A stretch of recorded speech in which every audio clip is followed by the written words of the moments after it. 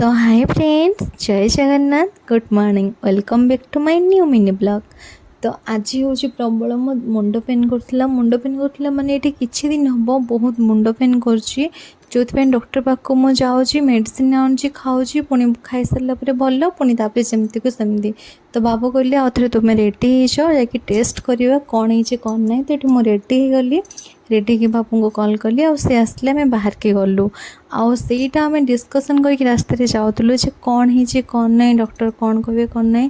तो आम मन मन भाविलु जे ना डॉक्टर को कहबू जे सीटी स्कान लिखिदेवे, जे सीटी स्कान कले जना पड़ो मुंड कहीं बिंधा हो।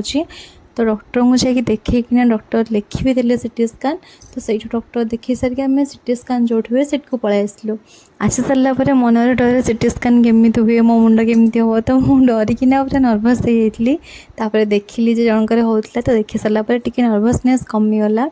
तापर मो सीटी स्कान सरीगला। तो डॉक्टर कहले जे तुम्हें 2 घंटा पर आसिक रिपोर्ट नहीं जीव। तो से मो मूड अफ थिला। तो रास्तार आसला जो बालेश्वर बड़ मेडिकल फ्रंट रे माँ मनीषा दहीबरा दुकान अच्छी, जोटा कि बहुत टेस्टी दिए। माने बालेश्वर मुझे जी जगह खाई सेटा तो मत लगे सबुठ बोधे बेस्ट हूँ मनीषा माने दहीबरा दुकान।